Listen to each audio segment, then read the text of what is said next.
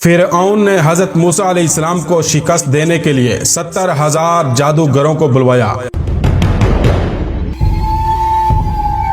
فرعون نے ان جادوگروں کو کیوں بلوایا تھا اور ان جادوگروں نے کیسے حضرت موسیٰ علیہ السلام کے ساتھ مقابلہ کیا، ان جادوگروں کا انجام کیا ہوا، ان تمام سوالوں کے جوابات آج ہم آپ کو اس ویڈیو میں قرآن مجید کی آیات اور روایات کی روشنی میں بتائیں گے۔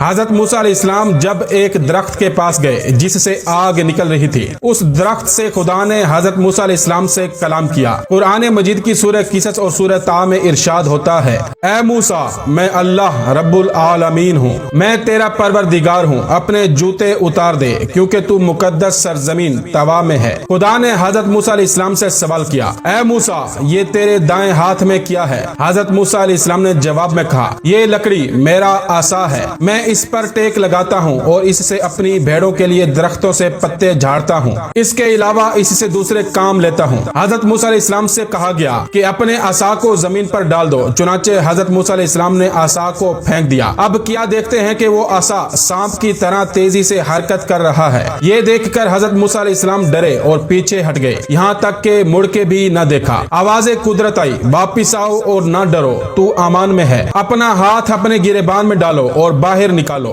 حضرت موسیٰ علیہ السلام نے جب گریبان میں سے ہاتھ باہر نکالا تو وہ سفید تھا اور چمک رہا تھا اور اس میں کوئی عیب اور نقص نہ تھا۔ اس کے بعد حضرت موسیٰ علیہ السلام نے پھر آواز سنی جو کہہ رہی تھی کہ خدا کی طرف سے تجھے یہ دو دلیلیں فرعون اور اس کے ساتھیوں کے مقابلے کے لیے دی جا رہی ہیں، کیونکہ وہ سب لوگ فاسق تھے اور ہیں۔ تمہارا فرض ہے کہ انہیں جا کر نصیحت کرو اور راہ راست کی تبلیغ کرو، اور اگر وہ تمہاری بات نہ مانے تو ان سے جنگ کرو۔ حضرت موسیٰ علیہ السلام نے فرمایا، خدا بندہ میرے لیے میرے خاندان میں سے میرے بھائی ہارون کو میرا وزیر اور مددگار قرار دے۔ خدا نے حضرت ہارون علیہ السلام کو بھی نبوت پر فائز کر دیا، اور یوں 3 دن کے بعد حضرت موسیٰ علیہ السلام ہدایت فرعون کے لیے حضرت ہارون علیہ السلام سمیت نکل پڑے۔ فرعون کے قصر تک پہنچنا بھی ایک مشکل کام تھا، کیونکہ اس کے گرد بے شمار رکاوٹیں تھیں، درندے اور اشجار وغیرہ۔ حضرت موسیٰ علیہ السلام اپنا عصا مارتے گئے، دروازے کھلتے گئے اور آپ داخل ہوتے گئے۔ نہ دربانوں کی ہمت پڑی کہ حضرت موسیٰ علیہ السلام کو روکیں، اور نہ شیروں اور دیگر درندوں سے ہو سکا کہ درمیان میں حائل ہوں۔ آخر الامر آپ فرعون کے قصر تک پہنچ گئے۔ جب آپ فرعون کے قصر کے دروازے تک پہنچے تو آپ نے ایک شخص کے ذریعے سے اندرون خانہ فرعون کو پیغام بھجوایا کہ میں دروازے پر آیا ہوا ہوں اور تیری ہدایت کے لیے آیا ہوں۔ ایک روایت میں ہے کہ یہ اطلاع ایک منہ چڑھے مسخرے نے اندر پہنچائی تھی، کیونکہ روب فرعون کی وجہ سے کسی درباری کو یہ ہمت نہ تھی کہ فرعون کی خدائی کے خلاف کسی کا پیغام اس تک پہنچائے۔ مسخرے نے اندر جا کر کہا کہ آج میں نے عجیب و غریب بات دیکھی ہے۔ فرعون نے پوچھا کہ تم نے کیا دیکھا ہے؟ مسخرے نے کہا کہ میں نے تیرے قصر کے دروازے پر 2 ایسے شخصوں کو دیکھا ہے جنہیں تیرے قصر تک پہنچنے میں نہ شیر درندے حائل ہو سکے اور نہ تیرے مضبوط دروازے حائل ہو سکے، اور وہ عجیب بات کہتا ہے۔ فرعون نے پوچھا وہ کیا کہتا ہے؟ مسخرے نے کہا کہ حضور وہ آپ کو اللہ کہنے کی بجائے کسی دوسرے اللہ کا ذکر کرتا ہے اور کہتا ہے کہ ہمارا خدا وہ ہے جس نے ہمیں اور فرعون کو اور ساری کائنات کو پیدا کیا ہے۔ یہ سننا تھا کہ فرعون آگ بگولا ہو گیا اور حکم دیا کہ دربار میں حامان اور دیگر ارکان موجود ہوں۔ جب دربار میں سب لوگ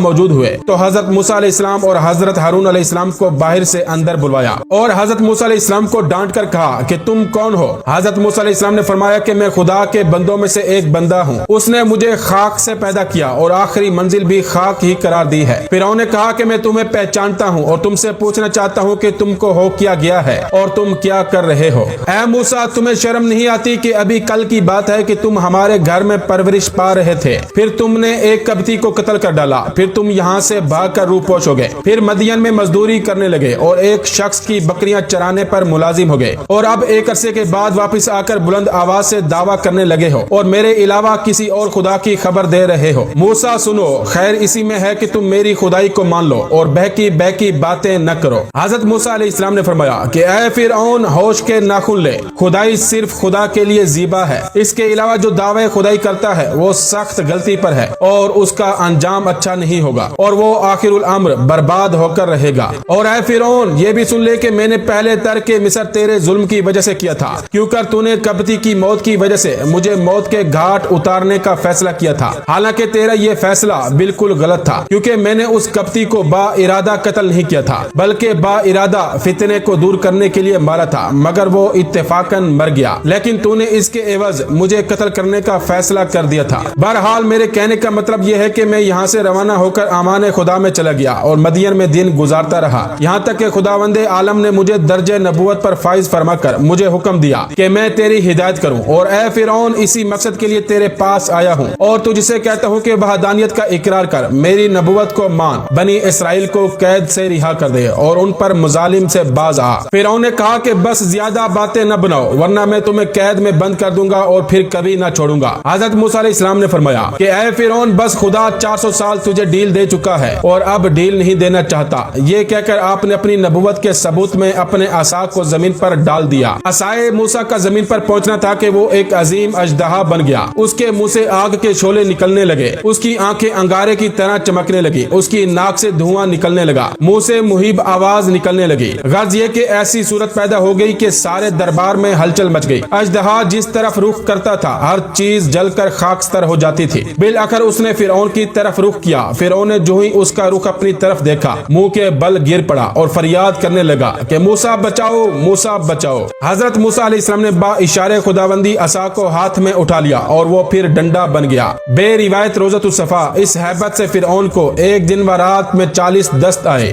پھر حضرت موسیٰ علیہ السلام نے اپنی نبوت کے ثبوت میں ید بیضا دکھایا اور کہا کہ اے فرعون اگر تو میری ایک بات مان لے تو میں تیری زندگی کے لیے خدا سے 4 باتیں منوا لوں گا۔ اس نے پوچھا کہ تمہاری باتیں کیا ہیں؟ حضرت موسیٰ علیہ السلام نے فرمایا کہ ہماری بات تو یہ ہے کہ خدا کی وحدانیت کا اقرار کر اور اس کی عبادت کے لیے سر جھکا، اور 4 باتیں جو تیرے لیے ذکر کر رہا ہوں یہ ہیں: نمبر 1 تجھے ہمیشہ کے لیے جوانی مل جائے گی۔ نمبر 2 تجھے ایسی بادشاہی مل جائے گی جسے کوئی چھین نہ سکے گا۔ نمبر 3 تجھے ایسی تندرستی دے دی جائے گی جس کے قریب بیماری پھٹک نہ سکے گی۔ نمبر 4 تجھے جنت نصیب ہو جائے گی۔ فرعون نے حضرت موسیٰ علیہ السلام کے جواب میں کہا کہ میں تمہاری ان باتوں پر اہل رائے سے مشورہ کروں گا۔ چنانچہ اس نے اپنی بیوی آسیہ سے سب سے پہلے مشورہ کیا۔ انہوں نے کہا کہ کون عاقل ایسا ہوگا جو موسیٰ کی بتائی ہوئی نعمتوں سے روح گردانی کرے گا۔ اس کے بعد دیگر سرکاری عہدے داروں سے مشورہ کیا۔ انہوں نے کہا کہ اب کسی کے سامنے سر جھکانے کا کوئی مطلب نہیں، عرصہ دراز سے لوگ تیرے سامنے سر جھکاتے رہے ہیں، اب اگر تو نے کسی کے سامنے سر جھکا دیا تو یہ بہت بری بات ہوگی۔ اب رہ گیا حضرت موسیٰ علیہ السلام کا مذکورہ چیزوں کے متعلق وعدہ،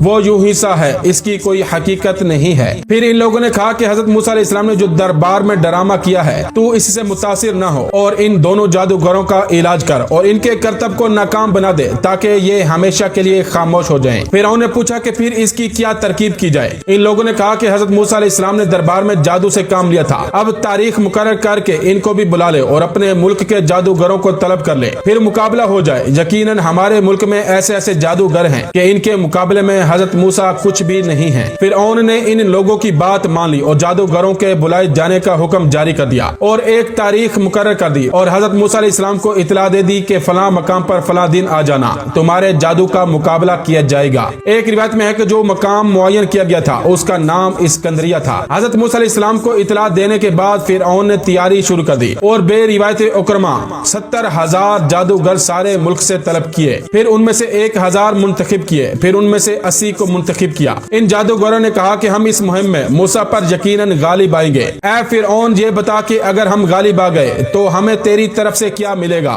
فرعون نے کہا کہ ہم تم لوگوں کو سلطنت میں بڑے بڑے عہدوں پر فائز کریں گے۔ ایک روایت میں ہے کہ فرعون سے یہ باتیں ان 4 بڑے جادوگروں نے کی تھی جن کے نام یہ ہیں: صابور، آرور، حتوت، مصفا۔ ان لوگوں نے فرعون سے یہ بھی کہا کہ ہم ہر حال میں موسیٰ سے جیت جائیں گے، لیکن اے فرعون اگر ہمارے کرتب کامیاب نہ ہوئے تو پھر یہ سمجھ لینا کہ حضرت موسیٰ کا معاملہ خدائی معاملہ ہے۔ ابن عباس کا بیان ہے کہ فرعون نے تمام ممالک سے جادوگروں کو جمع تو کر ہی لیا تھا، ان کے علاوہ مقام مرمہ میں جو جادوگروں کا سکول قائم کیا ہوا تھا ان کے استادوں کو بھی بلوا لیا اور سب نے مل کر حضرت موسیٰ علیہ السلام کی مخالفت میں زور لگایا۔ ایک روایت میں ہے کہ 2 بہت ہی بڑے جادوگر تھے جو سگے بھائی تھے۔ جب فرعون کا پیغام ان کے پاس پہنچا تو انہوں نے اپنی ماں سے کہا کہ فرعون نے موسیٰ سے مقابلے کے لیے ہم لوگوں کو بلایا ہے، ہمیں ہمارے باپ کی قبر کا نشان بتا دو۔ چنانچہ ماں نے نشاندہی کر دی۔ ان دونوں نے جا کر قبر پر اپنے والد کا نام لے کر پکارا اور کہا کہ 2 شخص آئے ہیں، ان کے پاس ایک عصا ہے جو ہر حال میں کامیاب رہتا ہے۔ ان لوگوں کے پاس نہ کوئی لشکر ہے نہ کوئی ان کا بظاہر مددگار ہے، لیکن وہ صرف عصا کی وجہ سے سب پر غالب رہتے ہیں۔ ہم اس لیے آئے ہیں کہ ہماری رہبری کی جائے۔ بے روایت علامہ نعمت اللہ جزائری قبر سے آواز آئی کہ تم اس کے عصا کو چرانے کی کوشش کرو اور دیکھ لو اس پر تمہارا قبضہ ہو جاتا ہے یا نہیں۔ नहीं जबकि वो सोता है। अगर तुम वहाँ पहुंचकर कामयाब हो गए तो फिर मामला ठीक है, लेकिन अगर उसके सोने में वो असा तुम्हारे काबू में ना आए तो समझ लेना कि ये खुदाई बात है और तुम लोग उसे मगलूब न कर सकोगे। ये मैंने इसलिए कहा कि जादूगर का जादू सोने की हालत में काम नहीं करता। वो कब्रिस्तान से वापस आकर वहाँ पहुंचे जहाँ हजरत मूसा अलैहिस्सलाम सो रहे थे। जब ये आसा के करीब पहुंचे तो आसा ने इन लोगों पर हमला कर दिया। वो दोनों मायूस होकर चले गए। अलगर्ज जो मकाम फिरऔन ने मुकर्रर किया था उस जगह तमाम जादूगर जमा होकर हजरत मूसा अलैहिस्सलाम का इंतजार करने लगे। एक रिवायत में है कि फिरऔन के जादूगर 60 ऊंटों पर रस्सियां लाद कर लाए थे। एक रिवायत में है कि फिरऔन ने 1 महीना तैयारी करके हजरत मूसा अलैहिस्सलाम का मुकाबला कराया था। वो इंतजार ही कर रहे थे कि हजरत मूसा अलैहिस्सलाम अपने भाई हजरत हारून अलैहिस्सलाम को लिए हुए मुअय्यन करदा मकाम पर पहुंच गए। वहां पहुंचकर आप अपने असाब पर तकिया करके खड़े हो गए और इनसे कहा कि अब तुम अपने करतब दिखाओ। किताब अल याकूबी में है कि हजरत मूसा अलैहिस्सलाम ने फिरऔन की तरफ जाने से पहले अपनी बीवी को हजरत शुएब अलैहिस्सलाम के पास पहुंचा दिया था। इन लोगों ने सारी रस्सियां जो हमरा लाए थे मैदान में छोड़ दी। वो सारी रस्सियां सांप बनकर दौड़ने लगी और लाखों की तादाद में एक दूसरे पर हमला करने लगी। ये देखकर हजरत मूसा अलैहिस्सलाम जरा झिझके। फौरन खिताब हुआ, ऐ मूसा घबराओ नहीं और अपने असा को जमीन पर डाल दो। जैसे ही हजरत मूसा अलैहिस्सलाम ने असा को जमीन पर डाला वो अजदहा बनकर सांपों को निगलने लगा और थोड़ी देर में तमाम सांपों को निगल गया। जब सांपों को निगल चुका तो उसने फिरऔन के महल को निगलने का इरादा किया। ये देखकर फिरऔन वहां से भाग निकला। फिर हजरत मूसा अलैहिस्सलाम ने हाथ बढ़ाकर अजदहा को उठा लिया और वो हाथ में डंडा बन गया। मुअर्रिखीन का बयान है कि उस वक्त ऐसा अजीम हंगामा बर्पा हो गया और ऐसी भगदड़ मच गई कि 25,000 अफराद कुचल गए और फिरऔन की ये हालत खौफ के मारे हो गई कि उसको दस्त आने लगे और ता जिंदगी आते रहे। मुख्तसर ये कि फिरऔन को शिकस्त फाश हुई और उसी मैदान में कब्त के 70 कबाइल मुसलमान हो गए और जादूगरों में तकरीबन सभी हजरत मूसा अलैहिस्सलाम और खुदाए मूसा पर ईमान ले आए और जादूगर सजदे में गिर पड़े। ये देखकर फिरऔन ने जादूगरों और नुमाया फर्दों से कहा कि तुम लोग मुझसे इजाजत लिए बगैर मुसलमान हो गए। अब तुम्हारी सजा यह है कि तुमको फांसी दी जाए और तुम्हारे हाथ पांव काट दिए जाएं। चुनाचे उसने हुक्म दिया कि इन लोगों को जमा करके जो मूसा पर ईमान लाए हैं फांसी दे दी जाए और इनके हाथ पांव काट दिए जाएं। चुनाचे इन लोगों को बुलाकर तंबीह की। इन लोगों ने कहा कि चश्मदीद दलाइल से हजरत मूसा अलैहिस्सलाम की नबुवत और उनके खुदा की खुदाई साबित हो गई है, लिहाजा हम ईमान ले आए हैं। तू जो करना चाहता है कर। हम ईमान के लिए हर शिद्दत